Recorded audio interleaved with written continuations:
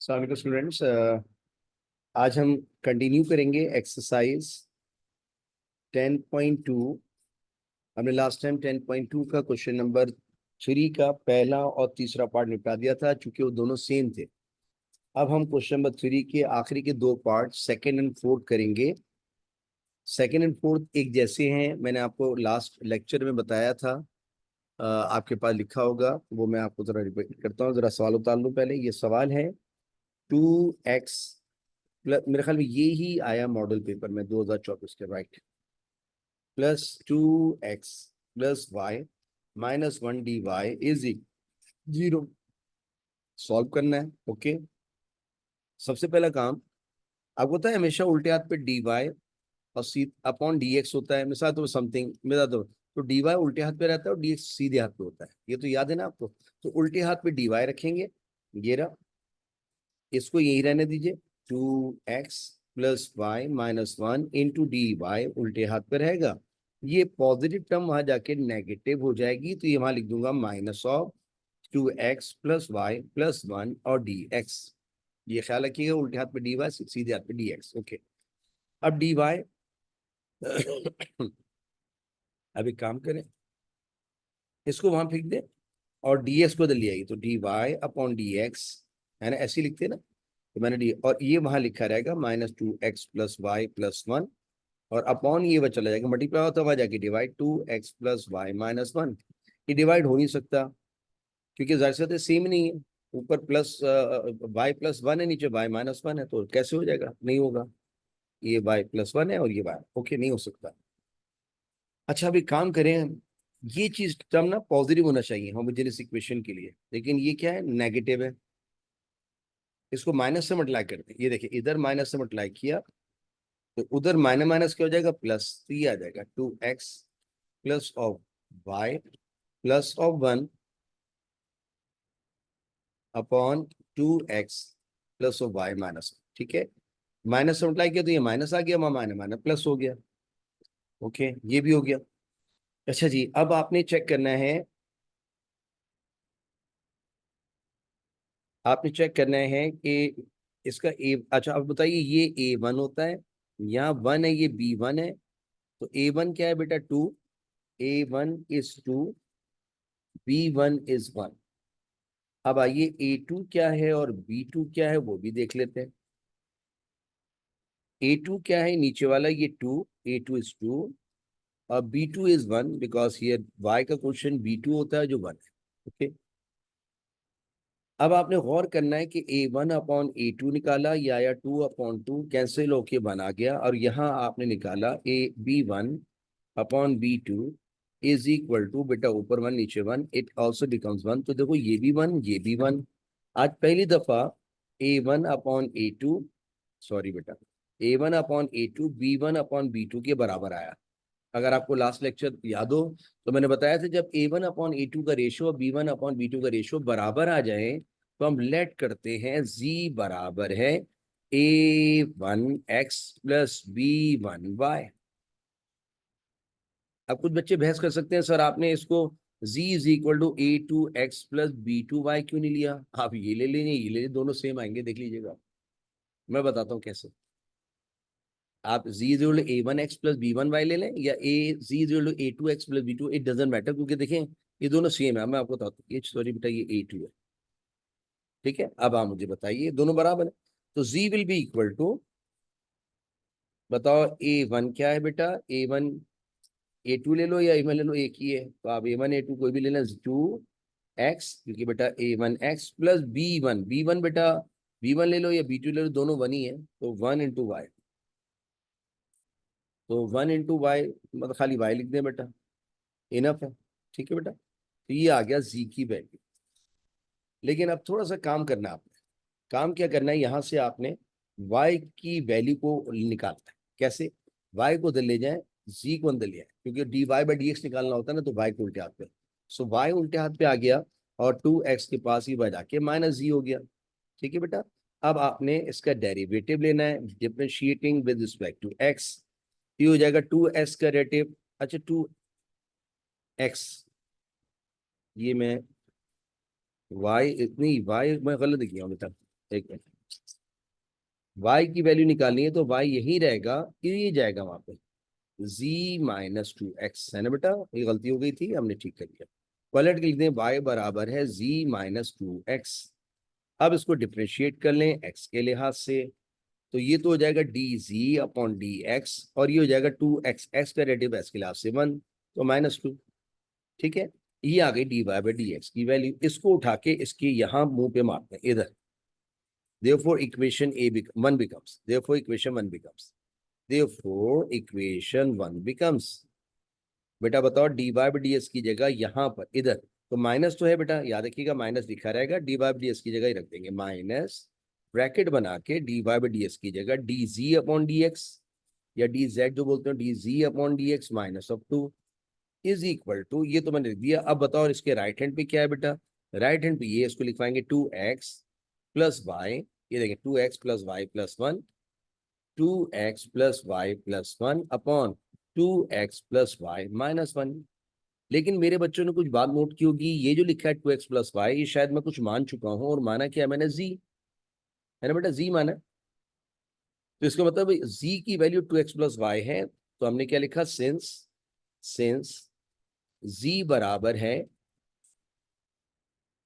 2x plus Y, therefore ये हो जाएगा, इसको खोल दो बेटा, minus dz/dx minus minus plus 2 बराबर है इसकी जगह z प्लस 1 और इसकी जगह z-1। ठीक है, यहां तक बात पहुंच गई। अब एक काम करें, +2 को उधर ले जाइए, तो minus dz/dx will be equal to z+1 upon z-1 और -2। अब दो टर्म्स आ रही हैं, एलसीएम ले लीजिएगा, तो minus dz/dx is equal to, इसके एलसीएम ले लेंगे z-1 का, z-1 का एलसीएम, इसको तो तोहफा नहीं देंगे, इसको क्रॉस मल्टीप्लाई कर देंगे, तो z+1 will remain as it is -2 into z-1, है ना बेटा, इसको खोल देंगे, तो minus dz/dx will be equal to z+1, खोल दो बेटा, माइनस का 2z और minus minus +2 upon z-1 as it is, minus का dz/dx will be equal to, एक z में से दो z गया, क्या बचेगा बेटा, माइनस का z और 1 + 2 3 अपॉन z-1। ठीक है, अब एक काम करें, ऊपर से ये तो लिखे रहते हैं माइनस dz/dx, ऊपर से जरा माइनस कॉमन निकाल लीजिए, माइनस कॉमन निकालने से फायदा होगा, जो नेगेटिव था वो पॉजिटिव हो जाएगा और जो पॉजिटिव था वो नेगेटिव हो जाएगा। और इससे एक बड़ा फायदा क्या होने वाला है, ये माइनस से माइनस की छुट्टी हो जाएगी।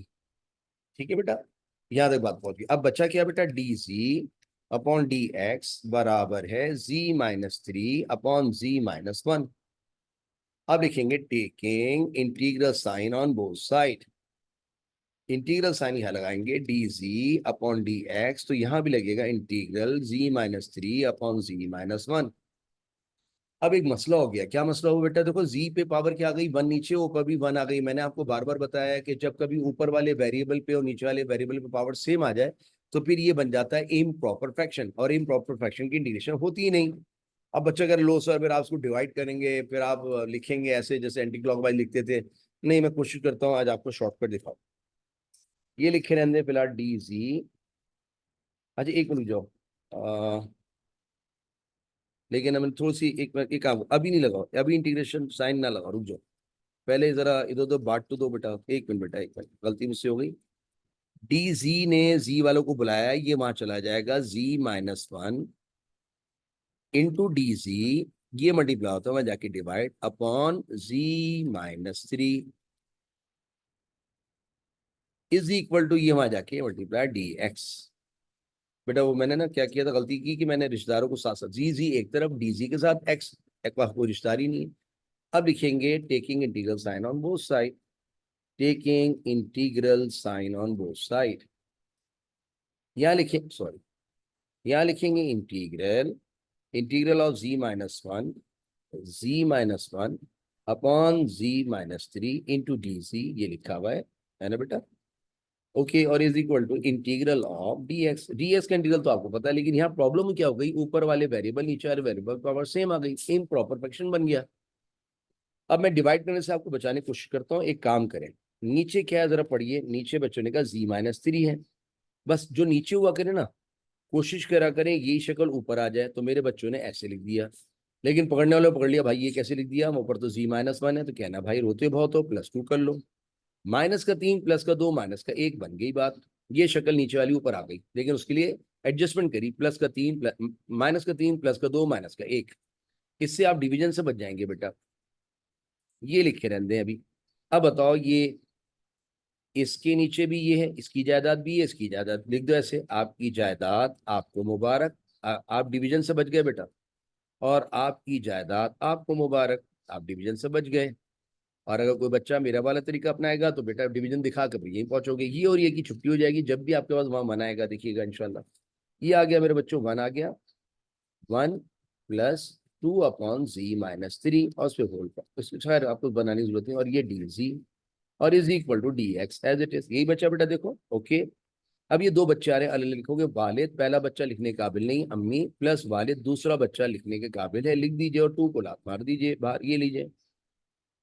मेरे बच्चे समझ रहे हैं कि इस पे पावर क्या आ गई है, 1 1 आ गई, तो इबरत इबरत आ गई है, तो फिर उसको ऊपर लेके नहीं जाएंगे, नीचे रखते हुए दिल दिल में डेटिव लेंगे, जी का डेटिव जी की लास्ट से 1 गिरा, और 3 का डेटिव 0 उठा के बाहर, इसका डेटिव ऊपर मिल गया, तो डीसी का इंटीग्रल जी आ गया, +2 लिखकर ये आ जाएगा ln जो कुछ नीचे लिखा है, और ds का इंटीग्रल x प्लस और c। z की जगह इसकी वैल्यू वापस कर दो, z क्या था बेटा, z क्या था, z क्या था, z था 2x+y, z था 2x+y, कर्जा लौटा दीजिए, z की जगह 2x+y। ओके, ये आ गया, अब प्लस अब 2 और ln z-3 is equal to x+c, your require answer. अब पीछे जो किताब में ना, इसका आंसर यहाँ 2 नहीं है। अब आप मुझे बताएं, मैं 2 को कैसे भगाऊं यहाँ से, तो ये आंसर गलत है पीछे। आप ठीक है, हाँ ये जरूर कर सकते हैं, आप 2 को अगर पावर बनाना चाहें तो पावर बना रहे एलन की बेस पर पावर, वो मैं मना नहीं करूंगा, लेकिन ये 2 इस साल तो किताब में नहीं आया, कभी ना कभी आ जाएगा, 2 आएगा बेटा। अगर 2 नहीं आएगा तो ये एडजस्टमेंट कैसे करोगे, 2 तो गले में अटका ना शुरू से, तो मैं अभी तक जलाया नहीं, तो ये वही सवाल है जिसका आंसर में 2 नहीं है किताब में, अगर आती है बाकी सबसे। ठीक है, तो ये सिंपल है, उससे जो आपने पार्ट 1 पार्ट 3 किया तो बहुत लेंदी थे, ये उससे हल्का है, और ये आपके मॉडल पेपर में आया हुआ है, तो उम्मीद है समझ में आएगा। आइए इसका आखिरी पार्ट करते हैं, वो है चौथा पार्ट, वो भी बिल्कुल ऐसे ही है, तो ट्राई करते हैं, बड़े सवाल तो है नहीं है। तो the fourth and the last part is, आइए देखते हैं। आइए इसी एक्सरसाइज 10.2 का क्वेश्चन नंबर 3 का आखिरी पार्ट, यानी चौथा पार्ट। अब आप समझ रहे हैं मैं इनको तीसरे के साथ दूसरे के साथ चौथा क्यों करा रहा हूँ, क्योंकि ये दोनों आइडेंटिकल है, पहले के साथ तीसरा क्यों कराया था, वो आइडेंटिकल, तो उसमें A1/A2 was not equal to B1/B2, लेकिन ये दो पार्ट जो करवा रहा हूँ इनमें A1/A2 is equal to B1/B2। Okay, सवाल उतार लूँ जरा, dy/dx बराबर है 2x+1,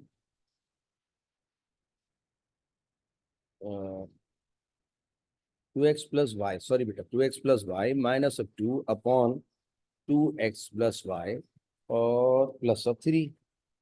आइए इसको होमोजेनियस बनाए कुछ। What is a1 here, a1 is 2, x के कोएफिशिएंट को a1, b1 क्या है बेटा, b1 y का क्वेश्चन एंड y1 इज 1।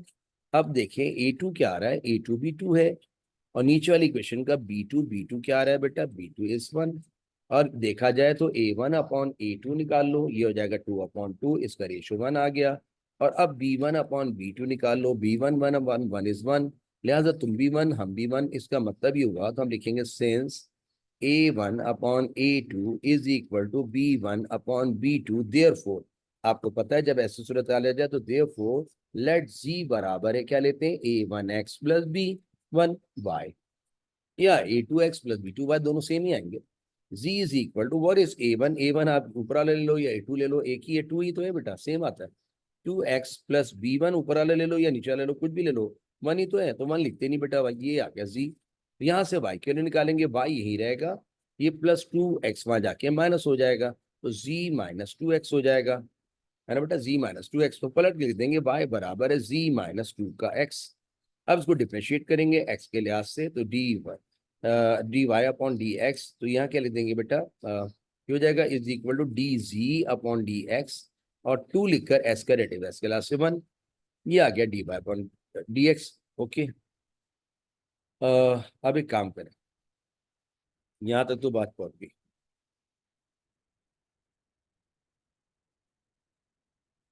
ठीक है, अब आप मुझे बताइए d y by d x ये तो नहीं है कहीं? हाँ ये रहा, चाहे तो उसका नाम वन दे दें बेटा। आप लिखेंगे देयरफॉर वन इम्प्लॉइज दैट, या one becomes therefore equation one becomes. जरा कोई मेरा बच्चा बताए इक्वेशन वन में ये क्या पढ़े, d y upon d x. तो d y upon d x की जगह क्या लिखोगे, d g upon d x minus two. यहाँ रख देंगे d g upon d x minus two is equal to, ये क्या है बेटा, 2x plus y minus two, 2x plus y minus two, 2x plus y minus two, और नीचे क्या है बेटा, 2x plus y plus three.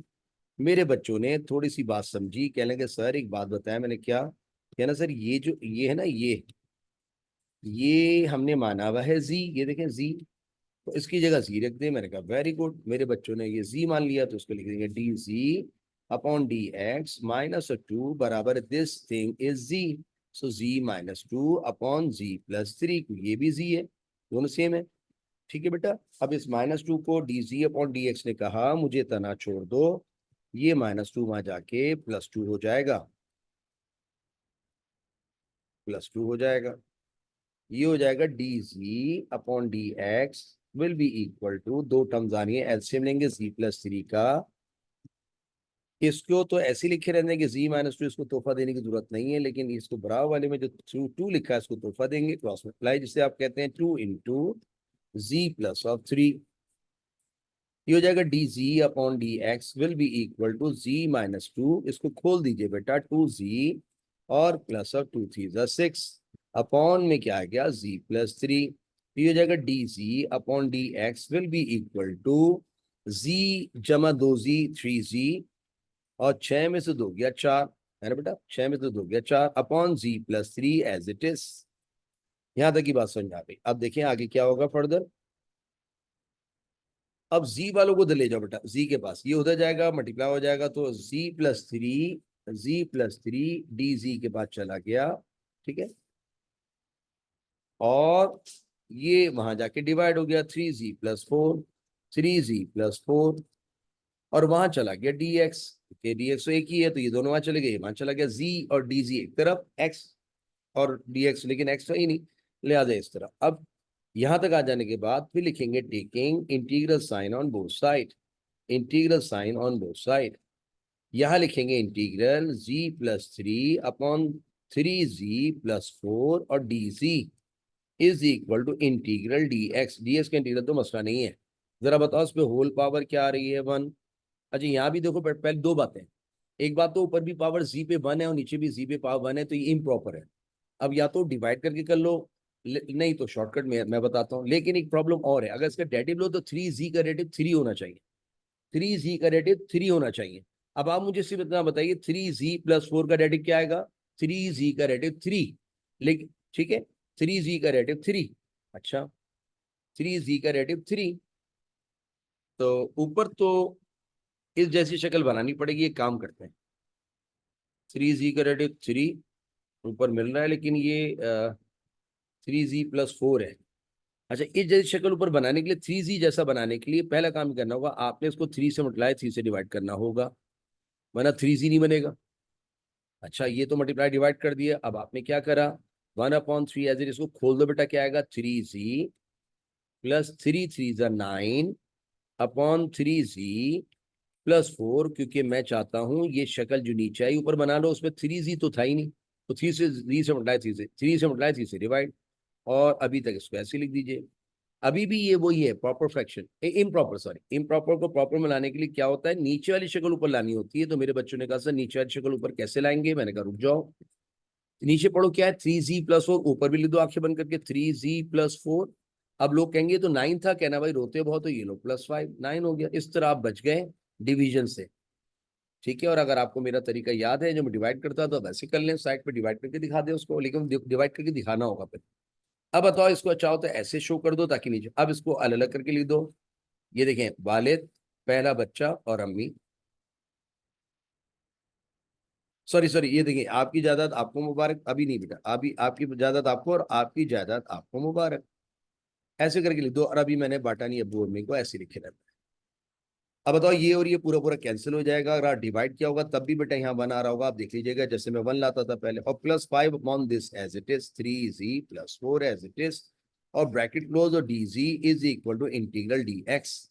अब बताओ, जायदाद वालिद पहला बच्चा लिखने के काबिल नहीं अम्मी, तो जायदाद वालिद पहला बच्चा लिखने के काबिल नहीं अम्मी, है ना बेटा।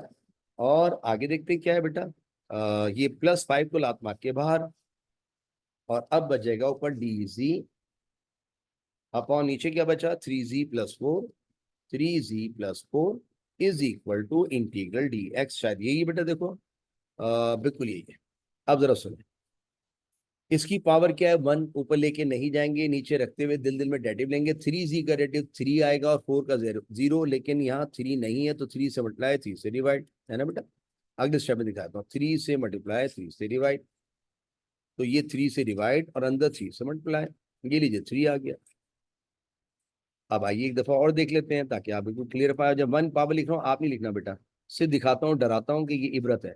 जब नीचे होल पावर 1 हो तो उस ऊपर लेके नहीं जाते, नीचे रखते हुए दिल दिल में डेटिव लेते हैं। 3z का डेटिव 3 ऊपर मिल गया, 4 का 0 लिखते नहीं, तो ऊपर मिल गया, तो हम इसको एल एन डब्बा जो कोई लिखा है, ये देखिए, इंटीग्रेटिंग dz का इंटीग्रल z +5/3 एल एन जो कुछ नीचे लिखा है, और इज इक्वल टू ds का integral x plus of c, ऐसे ही बेटा। ओके, तो